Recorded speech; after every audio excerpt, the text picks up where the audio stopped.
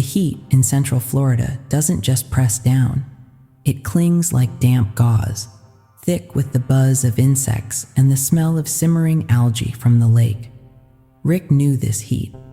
He'd owned the Cypress Knee cottages for 15 years, 8 little wooden boxes perched uncertainly on the edge of Lake Istokpoga, baking in the relentless sun.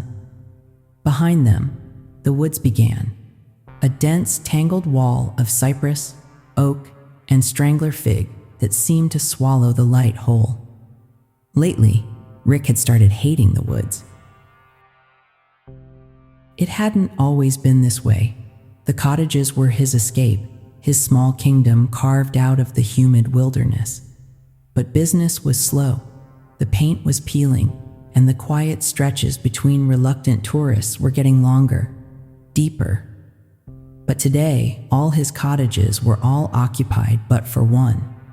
This was the first time in a long time, and it happened in a short period of time. Lately, Rick spent too much time alone.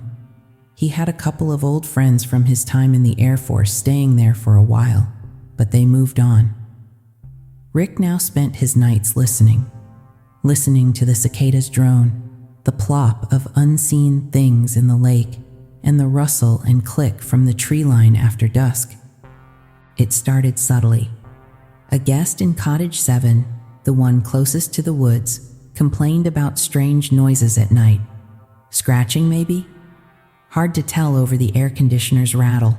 Rick blamed raccoons, patched up a loose board, forgot about it. Then came the couple in Cottage 8. Pale folks, kept to themselves, mostly came out after sunset. Rick saw the man once, near dawn, retreating from the wood's edge back to the cottage, moving with a quick, furtive silence that snagged Rick's attention. Rick found a dead possum near their porch later, oddly bloodless. Probably coyotes, he told himself, but the thought felt thin, papery. Sleep became a luxury. Rick would sit on the porch of his own small house, set back from the rentals, nursing his bourbon, eyes fixed on the black wall of the woods. He'd see things, or think he did. Pale shapes flitting between trees where the moonlight struggled to reach. Eyes reflecting back light that wasn't his flashlight beam. Or were they just phosphorescent fungi? The constant drone of insects seemed to modulate, taking on whispering tones just below hearing. Paranoia took root like the invasive vines choking the cypress knees. He started researching online, late at night, the laptop screen casting a sickly glow on his now haggard face. Local folklore, missing persons reports from decades ago, always hikers near remote lakes, fringe theories about blood-drinking cults. Then, inevitably, vampires. It sounded crazy, even to him at first. Vampires. In Florida? Not the suave counts of Europe, but something feral, adapted to the heat and shadow of the swampy woods. He began to watch his guests with suspicion. The family in Cottage 3 seemed normal, but didn't the father flinch when Rick mentioned going fishing at sunrise? The young woman in Cottage 5, always wearing long sleeves despite the oppressive heat, hiding bite marks? He started leaving the porch lights on all night, burning through electricity he couldn't afford, lining his own windowsills with pungent strings of garlic bought from the nearest town, feeling ridiculous and terrified all at once. One muggy afternoon, driven by a gnawing dread, Rick ventured into the woods behind Cottage 8, armed with a rusty machete he barely used. The air grew heavy, still.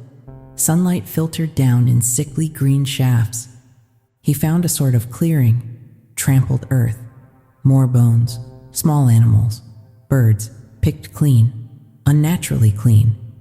And in the soft mud near a cypress root, a footprint, long, narrow, definitely not animal. Not quite human either, or so it seemed to his increasingly frantic mind. He scrambled back out, heart hammering, convinced he'd heard soft laughter echoing just behind him. He stopped interacting with guests unless absolutely necessary. He stayed inside his house after dark, peering through the blinds, jumping at every creak of settling wood, every night bird's cry. He imagined them watching him, waiting. Why him? Were the cottages just convenient feeding grounds? Or did they know he knew? Did they know he was watching? One evening, a new guest checked into Cottage 6, a tall, gaunt man with dark, deep-set eyes and skin like bleached parchment. He arrived just as the sun bled into the horizon, paid cash, and retreated inside without a word. Rick watched him from his window, breath held tight in his chest. This was one of them. He knew it. The way he moved, the way he didn't seem to sweat, the utter silence from the cottage. He was the leader. He's the leader of the vampire nest. That's how they do it. The followers come in first, scope out the place, and make sure it's safe for their father, the one that birthed them into their evil and vile existence. That night was worse than ever. Every rustle outside was them testing his defenses. Every shadow held a waiting predator. Rick sat in his armchair, shotgun across his lap, usually unloaded, but not tonight. He didn't care much for guns, but it felt necessary. The air conditioner wheezed, fighting a losing battle against the heat and Rick's own cold sweat.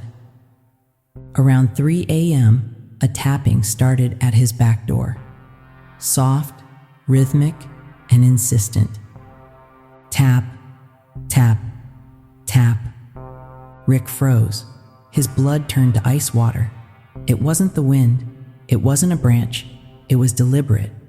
They were here. They knew he was alone. The paranoia had blossomed into full-blown terror, a suffocating certainty. He couldn't breathe, couldn't think past the sound. Tap, tap, tap. He squeezed his eyes shut, picturing sharp teeth, red eyes, the bloodless faces from his nightmares. He saw the woods creeping closer, swallowing the cottages, swallowing him. The tapping was inside his head now, echoing the frantic pulse in his ears. Rick started to question his sanity. Was any of this real? He never checked the door. He stayed frozen in the chair until dawn painted the sky in hues of bruised purple and feverish orange. The tapping had stopped hours ago. Exhausted, trembling, Rick finally forced himself to look outside. There was nothing there. No footprints in the dew-kissed grass. On his doorstep sat a small, dead frog, probably dropped by an owl. Or maybe not. Rick stared at it, then at the dark line of the woods. Were they testing him? Playing with him?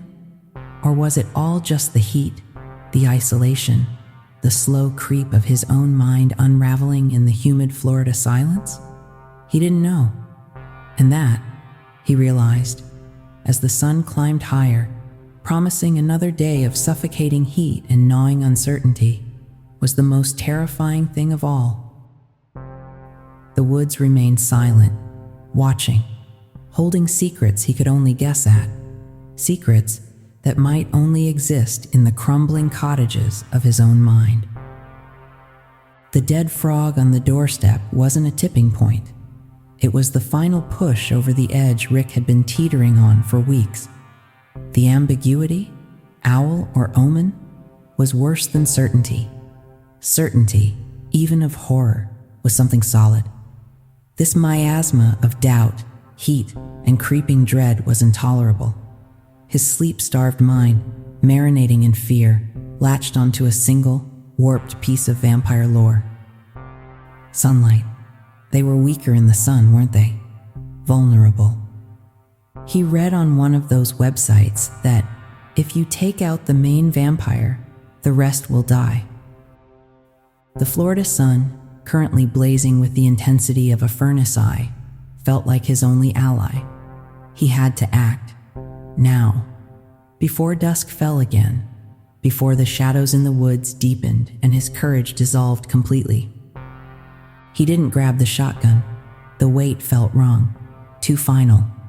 Instead, his trembling hand closed around the cold, pitted handle of the rusty machete. It felt clumsy, absurd, but it was heavy. It was something. Sweat dripped into his eyes as he stumbled out into the blinding noon light. The air was thick enough to swim through. Each of the 8 cottages seemed to waver in the heat haze, deserted islands in a sea of shimmering asphalt and parched grass. His focus narrowed on Cottage 6. He lurched across the patchy lawn, the machete held awkwardly at his side. Reaching the door, he didn't knock. He pounded, his fist hitting the cheap wood with frantic force. "Get out!" he yelled, his voice cracking. "I know what you are. Get the hell out of here." Silence. Then, the sound of a lock clicking. The door opened a few inches, revealing the pale, gaunt man from the night before. He squinted against the sudden brightness, his dark eyes adjusting. He looked tired, annoyed, slightly confused. He was wearing a simple t-shirt and shorts. To Rick, however, fueled by adrenaline and terror, the man's pallor was unnatural, his calm demeanor the icy control of a predator. The confusion in his eyes looked like cunning calculation. "What the hell do you want?" the man asked, his voice raspy. "I know about you," Rick hissed, gripping the machete tighter. "I know what you do in the woods at night. The animals. I know." The man sighed, rubbing his temples. "Look, buddy, I don't know what you're talking about. It's too damn hot for this. Go sleep it off." He started to close the door. That dismissal, the casual wave off, snapped something in Rick. He shoved the door open, stumbling into the cool, dim interior of the cottage. Blackout curtains covered the windows, plunging the room into near darkness. The air smelled stale, conditioned. "I know you're the leader of the others," Rick demanded, swinging the machete vaguely. "Now I'm ending this." He lunged towards the window, tearing at the heavy curtain. Sunlight flooded the room. The pale man recoiled, shielding his eyes, letting out a startled cry. "Hey, what are you doing? Get out of my room." In that instant, Rick saw it, or believed he saw it. The man's skin seemed almost translucent in the direct light. His eyes flared with something red, or was it just blood vessels reacting to the sudden brightness? And Rick could swear he saw for a split second his teeth look unnaturally sharp. "Vampire!" Rick screamed, raising the machete. The man yelped, scrambling backward, tripping over a suitcase. He threw his hands up defensively. "Are you fucking crazy? Get the fuck away from me!" Rick lunged. The pale man yelped, scrambling backward and kicking out defensively. His foot connected with Rick's knee, sending him sprawling, the machete skittering away across the floor. Rick landed hard, knocking the wind out of himself. The cheap particle board nightstand digging into his ribs. He lay there gasping, the red haze of panic slowly receding, replaced by a throbbing ache and the cold, sharp stab of humiliation.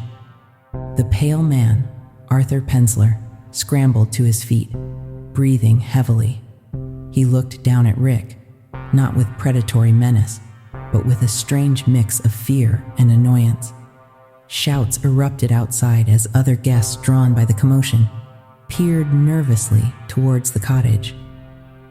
"Just get out," Arthur said, his voice shaky. "Get the fuck out before I call the cops." Rick, aching and utterly spent, dragged himself up. He didn't look at Arthur. He couldn't. He stumbled out of the cool darkness of Cottage 6 and back into the oppressive glare of the afternoon sun. the concerned or curious faces of his other guests blurring past him. He retreated into his own small house, collapsing into his armchair, the rusty machete forgotten on Arthur's floor. He sat there for hours as the sun dipped lower, the certainty of his terror dissolving into a swamp of shame. Had he imagined it all?